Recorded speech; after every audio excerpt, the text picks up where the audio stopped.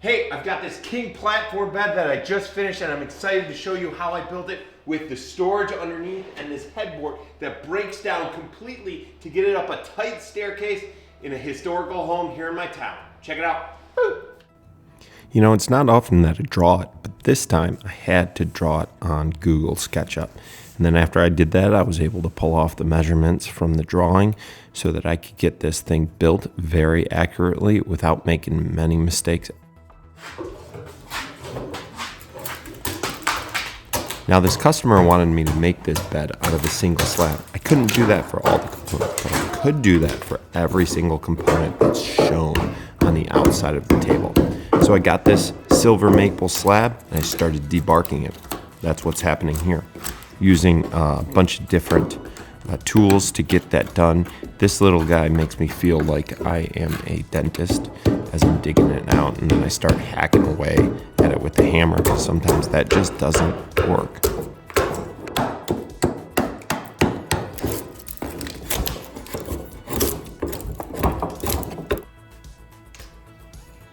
Because it all needed to come from this single slab, it took me a little while to measure out the components on the slab itself. I didn't want to have to cut this more than once. I didn't want to waste any material because it's not cheap. And I wanted to get the most important pieces of this slab to show on the outside of the bed. That's me measuring the drawer fronts that go on the sides of the beds for extra storage. And in order to get the lines nice and straight, I did pull out the laser level to get that line perfectly straight.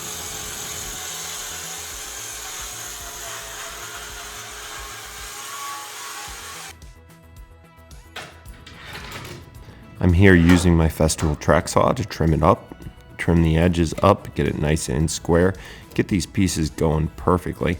This is really the only way to break down a slab well and accurately. You can't really use a table saw because there's no straight edges.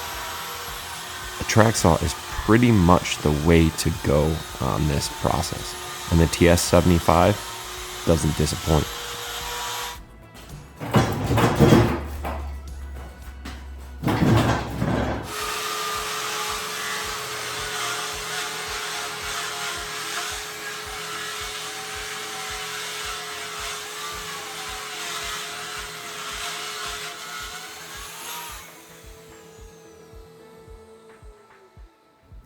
After I get a bunch of pieces from the slab, some of them do have straight lines on both sides. So then I take it over to the table saw and I start ripping it. These are for the rails, these are for components of the headboard, these are for components of the footboard, that type of thing. It also allowed me to utilize some of that live edge on one side of the board here that turned out to be the footboard. But took a little bit of time. These pieces are heavy. Then I go to my Festool Capex miter saw and I start chopping them down to length. Perfect fit for the table.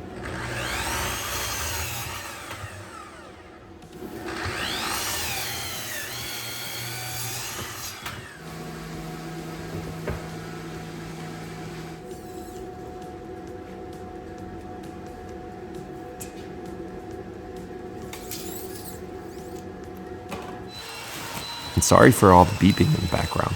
That's the Harvey Dust Processor. It's a great tool, gets the job done, easy to switch the bags out. I actually have a video on my channel that you can check out to see a quick review, a little unboxing of this product. It's really great. I'm a big fan of it. It's a space saver for me, and it is quiet. Go back to the table saw. This time I'm resawing. I'm starting to resaw this piece for the two sets of drawer fronts. And when I did that, I started on the table saw just to give my bandsaw a little bit of a track to run through, because as you can see, this is just a typical like 1.5 horsepower jet 13-inch bandsaw with an extension on it, so I can resaw at larger boards. It's not that powerful. I think I do need to upgrade it to one of the fancy Harvey ones, because that company is just really great, very supportive of small companies and makers like myself in terms of support for their products and communication back and forth.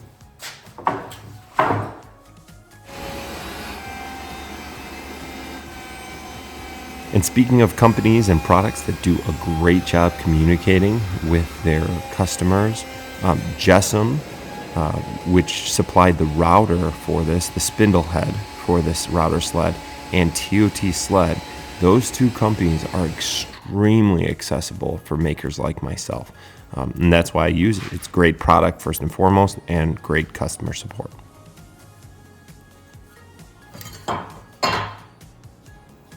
Now time to do the layout for the footboard of the bed.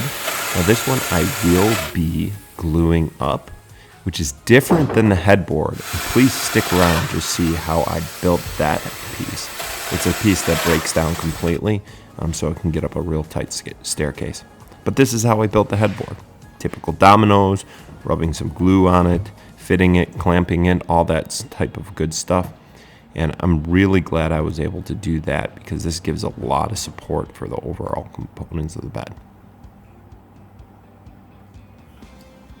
Now I referenced that I ran the headboard and the footboard on the TOT sled with the Jessam router. And I did that so that there was a little bit of a reveal between the outer components of the footboard and the headboard and that slab piece. I actually planed it down about a 1/2 inch smaller than the outer components, the trim components. And I think that gave a real nice effect to the headboard and the footboard. You're gonna have to check that out at the end of the video.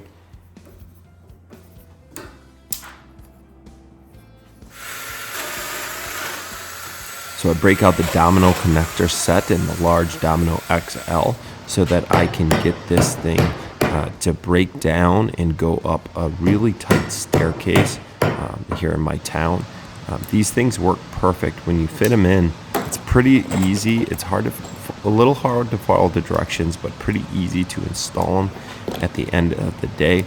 Once they're in there, when you tighten them up and you assemble the piece, it actually pulls the boards together, which is different than like a typical connector. And cutting the mortises for them, again, is extremely easy because you've got that Domino with nice, repeated, accurate settings that you can utilize.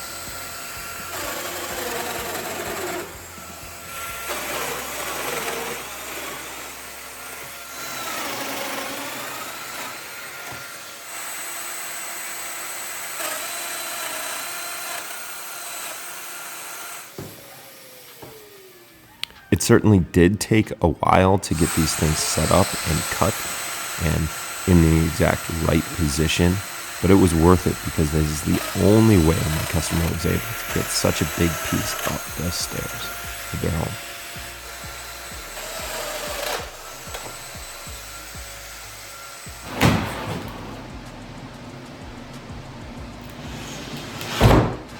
Headboard is finished. Now it is time to work on the drawer supports underneath the bed. This is a key component to the build and a portion of the build that was extraordinarily difficult as well. Because it was a bit difficult, I didn't record much of the process of actually building the boxes. This is simply me assembling them so that it gives support to the bed.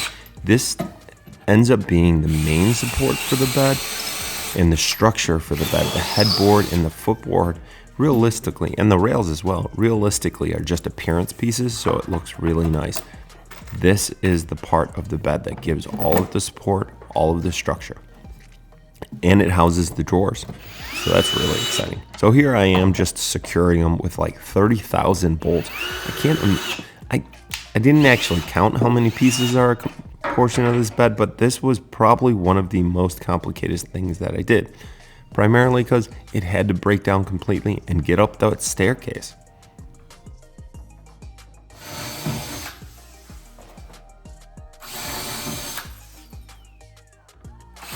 So what am I actually doing here? I'm drilling holes so that I can connect 4 different feet for each one of these 6 separate boxes on the bed. So I'm drilling them, I'm countersinking them so that the bolts don't stick out. And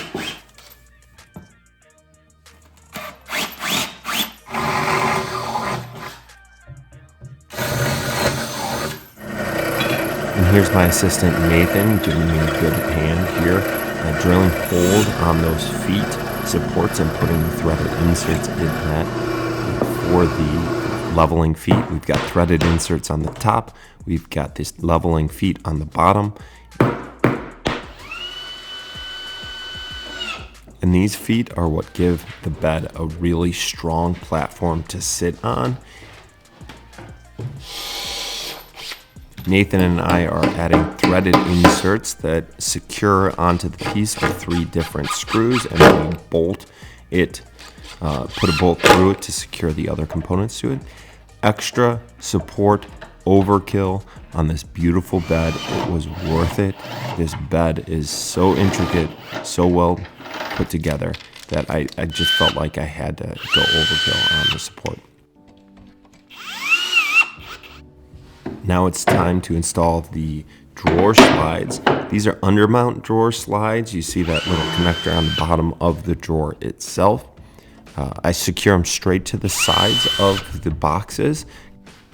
Pretty much anytime you put in a drawer slide, in the directions they'll tell you how much smaller the box needs to be than the casing, so that it fits nice and perfectly and it slides nice and parallel and smoothly, just like that.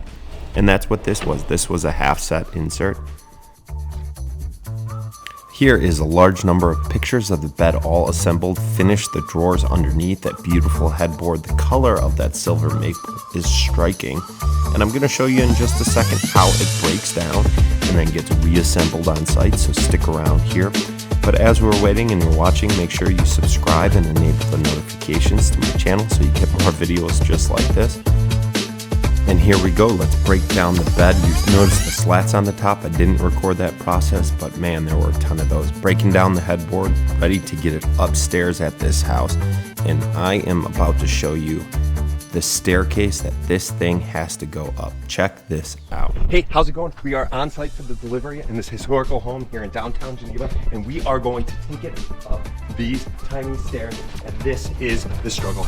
This is the reason why the headboard had to totally come down. Take a look at that quick turn at the bottom of those stairs. It's got to come up these stairs and go into that room. Check it out. Boop.